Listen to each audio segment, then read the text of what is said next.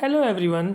आज के इस वीडियो में हम लोग मर्केंटिलिज्म पढ़ेंगे और देखेंगे कि मर्केंटिलिज्म की जो थ्योरी थी वो ट्रेड के बारे में क्या बोलती है और उसने आने वाले जो इकोनॉमिक थ्योरीज थी उनको कैसे उसमें उसका कैसे क्या रोल रहा। ओके, तो आज हम मर्केंटिलिज्म पढ़ेंगे। ओके, तो जो मर्केंटिलिज्म का मेन फाउंडर जो माना जाता है कॉलबर्ट को माना जाता है। कॉलबर्ट, ओके, कॉलबर्ट को इसका फाउंडर माना जाता है। तो चलिए आगे देखते हैं हम इसके बारे में। Unveiling the mercantilism navigating the economic landscape. तो कैसे इसने जो आगे आने वाली इकोनॉमिक थ्योरीज हुई एक तरीके से उनको नेविगेट किया। जो मर्केंटिलिज्म की थ्योरी थी, mercantilism prevalent from the 16th to 18th century. वो 16th to 18th सेंचुरी के दरमियान तरीके से पावर में था मर्केंटिलिज्म की थ्योरी, और ये यूरोपियन कंट्रीज़ में ज़्यादातर थी। ये कंट्री जो थी फेवरेबल बैलेंस ऑफ ट्रेड की बात करती थी। फेवरेबल बैलेंस ऑफ ट्रेड मतलब क्या हुआ कि जो एक्सपोर्ट्स होने चाहिए वो हमेशा इंपोर्ट से ज़्यादा होने चाहिए। मतलब एक तरीके से ये एक चीज़ और कहते थे, ये कहते थे जीरो सम गेम की बात करते थे। अब जीरो सम गेम क्या होता है? ज़ीरो सम गेम, सम गेम आपको मैं समझाता हूँ। जो ज़ीरो सम गेम होता है उसका मतलब ये होता है कि अगर कोई कंट्री का लाभ हो रहा है तो अगर उस कंट्री का ज़्यादा लाभ हो रहा है तो वो दूसरे कंट्रीज़ का यानी कि एक तरीके से नुकसान हो रहा होगा। तो एक तरीके से किसी के नुकसान होने पर किसी का लाभ होता है, उसी को हम लोग कहते हैं ज़ीरो सम गेम। तो जो मर्केंटिलिज्म का अप्रोच जो था वो ज़ीरो सम गेम को वो करता था, एक तरीके से फॉलो करता था। यानी कि किसी एक कंट्री के ही नुकसान से हमारा लाभ होगा, ये बिलीव करते थे। ज़्यादा से ज़्यादा एक्सपोर्ट्स पे, एक्सपोर्ट्स ज़्यादा होंगे तो एक्सपोर्ट्स के फॉर्म में हमारे पास बुलियंस आएंगे, bullions in the form of golds and silvers and other types of precious metals, and through this our economy boost. Okay, so mercantilism believe in this thought, but this is not valid too much. Okay, so चलिए इसके बारे में आगे देखेंगे हम। सो south national, तो ये believe करते थे बैलेंस ऑफ ट्रेड में and accumulating precious metals. This ideology profoundly influenced economic policies during a crucial period in history. ये एक तरीके से जो इकोनॉमिक पॉलिसी थी ये वाली थोड़ी बहुत क्या कहते हैं इन्फ्लुएंशियल रही, बट इसका कुछ दुर्भाग्य भी रहा, वो आगे देखेंगे हम। ओरिजिन कैसे हुआ इसका? ओरिजिन होता है ये यूरोप में सबसे पहले ड्यूरिंग द लेट रिनेंसा के बाद। मर्केंटिलिज्म फाउंड अर्ली प्रोपोनेंट्स इन इस gene baptise Colbert in France. जो कॉलबर्ट थे, कॉलबर्ट एक तरीके से जो मर्केंटिलिज्म था उसके फाउंडर थे, कॉलबर्ट और थॉमस मून। तो इन्हीं दोनों ने मिलके एक तरीके से मर्केंटिलिज्म थ्योरी को प्रोफाउंड किया था। जो कॉलबर्ट थे वो फ्रांस के थे और जो थॉमस मून थे वो इंग्लैंड के थे। It gained prominence as nations sought ways to consolidate power and wealth. एक तरीके से जो ये मर्केंटिलिज्म की थ्योरी थी वो एक तरीके से पावर और वेल्थ को गेन करने का एक ज़रिया बन गया था, क्योंकि इसने क्या कहा था कि एक्सपोर्ट बढ़ेंगे, एक्सपोर्ट बढ़ेगा तो पैसे आएंगे, जेवर जेवरात, ये फलाएं ढिमकान। उससे क्या होगा? राजा बलवान होगा, जिसकी वजह से उसके पास पावर अधिक रहेगा, वेल्थ अधिक रहेगा। तो ये सब की बातें ये सब करते थे। तो आगे देखते हैं हम कोर प्रिंसिपल क्या था मर्केंटिलिज्म का। मर्केंटिलिज्म का कोर प्रिंसिपल था, mercantilism core tenet prominent from the 16th century emphasize the accumulation of gold and silver. मैंने बताया आपको कि गोल्ड एंड सिल्वर को हम क्या कह सकते हैं? Boolean, Boolean. Okay, BULLEON, bullions. Okay, in the form of bullions. Achieving a trade surplus. Trade surplus मतलब एक्सपोर्ट्स को ज़्यादा कर देना, इंपोर्ट्स को कम कर देना। यानी कि ज़्यादा से ज़्यादा एक्सपोर्ट करना चीज़ों को, जिसके वजह से जो क्या कहते हैं गोल्ड एंड सिल्वर्स की क्वांटिटी बढ़े। यानी कि ट्रेड रिस्ट्रिक्शंस ये सब लगाते थे। अपने कंट्रीज़ में ज़्यादातर ट्रेड नहीं होने देते थे, बाहर के देशों में ट्रेड करते थे। Okay, involvement in economic affairs to strengthen national power. ये एक तरीके से पावर बढ़ाने के लिए इकोनॉमिक अफेयर्स में अपना इंटरवेंशन देते थे। जो ये मर्केंटिलिज्म थिंकर्स थे, मर्केंटिलिस्ट के थिंकर्स थे, इकोनॉमिक थिंकर्स। ओके, सो आगे बढ़ते हैं हम। फेवरेबल बैलेंस ऑफ ट्रेड, ये मैंने बताया था। फेवरेबल बैलेंस ऑफ ट्रेड मतलब क्या?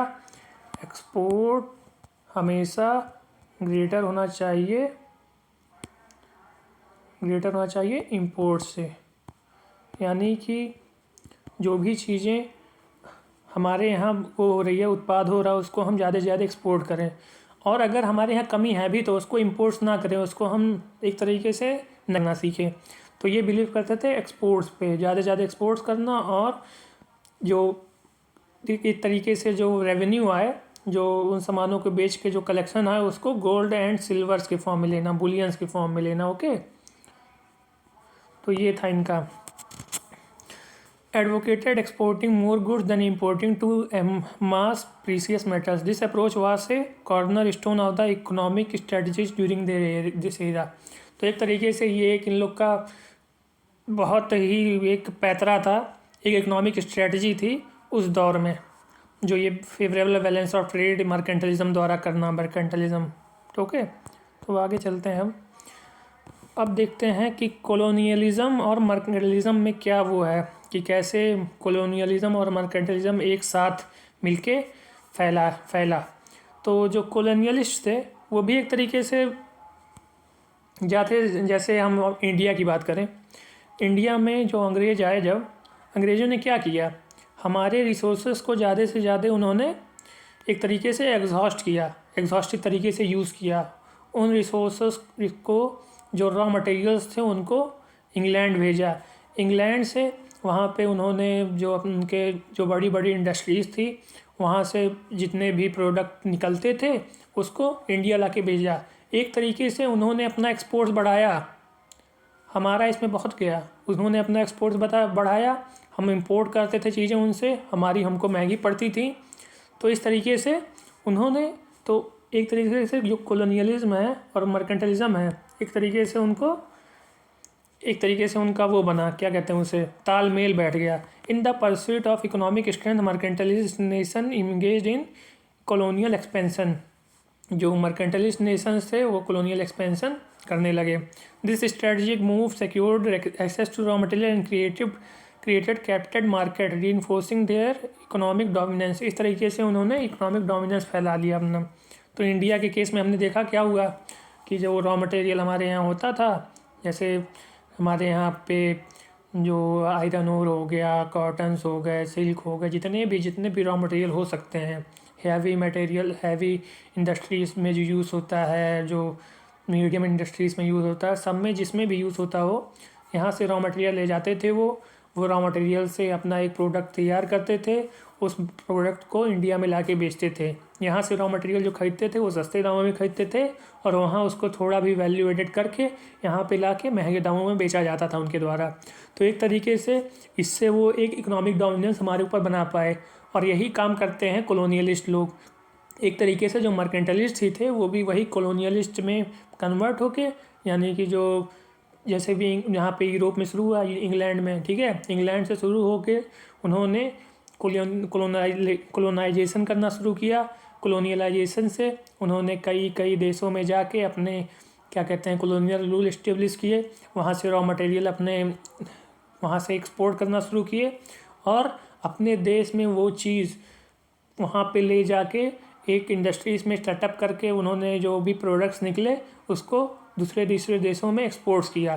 तो इससे एक तरीके से जितने भी देश कॉलोनियलिस्ट से वो हुए, एक्सप्लॉइट हुए, उनका घाटा हुआ, उनका रॉ मटेरियल गया। सबसे पहली बात, नेचुरल रिसोर्सेज उनके डिप्लॉयड होते गए। तो ये सब चीज़ें एक तरीके से इकोनॉमिक डोमिनेंस इन्होंने बना लिया ये चीज़ करके। ओके, तो ये चीज़ हम देख सकते हैं। अब आगे देखते हैं नेविगेशन एक्ट, जो ब्रिटिशर्स द्वारा लाया गया था। Navigation act enforced by the British from the 17th century regulated colonial trade, ensuring that American colonies exclusively traded with the mother country. तो जो नेविगेशन एक्ट लाया गया था 17th सेंचुरी में, उसमें ये कहा गया था कि जो भी अमेरिकन कंट्रीज़ हैं, अमेरिकन कॉलोनीज़ हैं, वो अमेरिकन कॉलोनी ट्रीट करेंगी मदर कंट्री किसके बेसिस पे कहा जा रहा है? ये एक तरीके से इंग्लैंड को मदर कंट्री कहा जा रहा है, क्योंकि उस समय सबका माँ कौन था? इंग्लैंड। इन्होंने इसी ने सब पे कब्ज़ा कर रखा था, एक तरीके से मदर कंट्री ये हुई। तो यानी कि जो अमेरिका में कॉलोनीज़ बनी हुई थी, जो कॉलोनियल रूल था, वो ट्रेड करेंगी इसके साथ, मदर कंट्री यानी कि इंग्लैंड के साथ। इंग्लैंड को एक्सपोर्ट ज़्यादा ज़्यादा करेंगी, इंग्लैंड एकदम माला माल हो जाएगा। लो भैया मौज करेंगे हम तो, सबका खाएंगे अपना लाएंगे, यही बात हुई।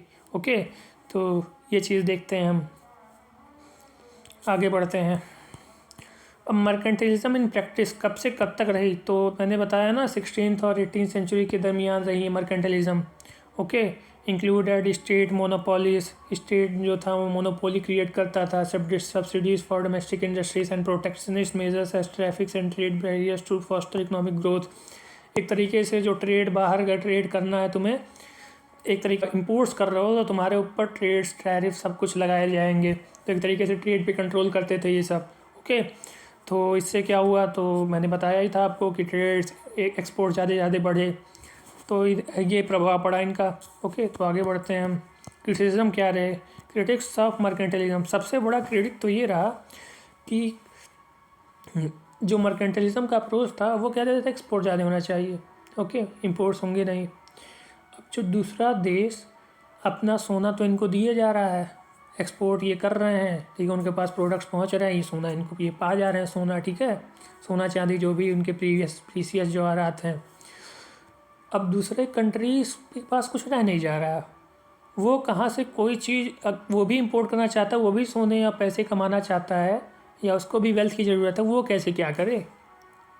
और मेन रीज़न तो ये था कि ये इतने सोने का करेंगे क्या, अगर पूरा सोना इन्हीं के पास इकट्ठा हो जाएगा, पूरे जितने भी बुलियन इन्हीं के पास रह जाएंगे, तो एक तरीके से इनके पास उस चीज़ का वो हो जाएगा, क्या कहते हैं, बल्क हो जाएगा, और जो चीज़ बल्क में हो जाती है उसकी रेट गिरने लगती है, तो इससे क्या होगा, जो हीरे सोने चांदी जवाहरात हैं सबके दाम गिरने लगेंगे, तो ये लूट जाएंगे मर्केंटलिस्ट। तो एक तरीके से ये क्रिटिसिज्म था। Okay, critics of mercantilism emerging in the 17th and 18th century highlighted concern about individual economic freedom and the inefficiencies resulting from excessive state intervention। तो जो स्टेट के द्वारा इंटरवेंशन किया जा रहा था, और जो इंडिविजुअल का फ्रीडम था वो भी एकदम भंग कर दिया जा रहा था, उससे बहुत ज़्यादा क्रिटिसिज्म झेलना पड़ा। This led to debates on the balance between state control and market dynamics. तो इन्होंने एक तरीके से मार्केट पे पूरा कंट्रोल कर रखा था, यानी कि जो डिमांड एंड सप्लाई है उसका कोई रोल नहीं रहेगा, हमारा ही रोल रहेगा। हम ही जब चाहेंगे हम एक्सपोर्ट करेंगे, हमको मन करेगा तो इंपोर्ट लेंगे, नहीं मन करेगा तो इंपोर्ट हम होने ही नहीं देंगे। तो एक तरीके से इन्होंने मार्केट पे पूरा कंट्रोल कर रखा था। ओके, तो आगे चलते हैं हम। Decline of mercantilism. मर्केंटलिज्म का डिक्लाइन कब कैसे हुआ, मर्केंटलिज्म का डिक्लाइन होता है 18th सेंचुरी में, ठीक है, 18th सेंचुरी में। और ये एक तरीके से जब एडम स्मिथ का बुक आता है, एडम स्मिथ कहते हैं, जो उनकी बुक थी the wealth of the nation, ठीक है, वेल्थ ऑफ द नेशन जो एडम स्मिथ ने बुक लिखी थी, कब लिखी थी, 1836 या समथिंग में लिखी थी, मुझे याद नहीं है, मैं भूल रहा हूँ इस समय।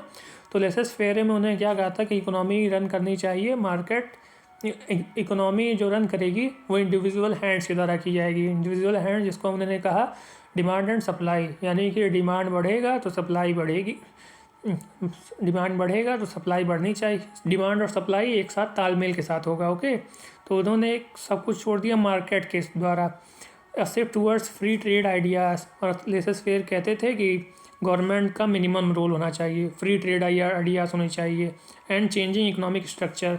This transition led to the foundation for evolving economic ideologies. तो जो ये ट्रांजिशन रहा, एक तरीके से जो इकोनॉमिक पॉलिसी आइडियोलॉजीज़ थी वो उससे ये इवॉल्व हुई लेसेस फेयर से। ओके, सो आगे बढ़ते हैं हम। लीगेसी क्या रही है इसकी। Okay, mercantilism enduring impact tends to subsequent economic thought and policies, यानी कि इसका कई सारे इकोनॉमिक थॉट्स और पॉलिसीज़ पे इम्पैक्ट भी रहा।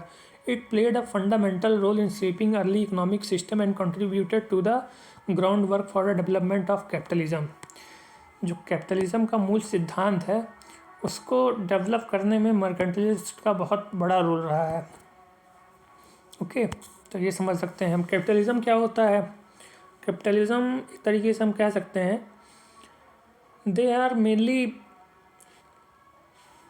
Depend on profit, they are only, क्या कहते हैं, they are only think about capital formation और मनी।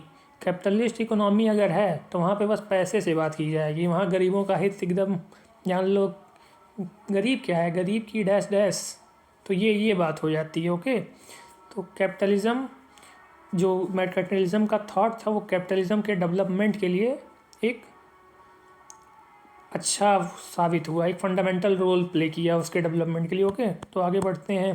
अब जैसे कि स्लाइड ख़त्म हो चुका है, वीडियो भी बंद होने जा रही है। अगर आपको किसी टॉपिक पे वीडियो चाहिए होगा तो आप कमेंट सेक्शन में बताइए। तो अगर वीडियो अच्छी लगी हो तो लाइक कर दीजिएगा, चैनल को सब्सक्राइब कर दीजिएगा। मिलते हैं अगले वीडियो में। Okay, bye bye, tata, see you tomorrow.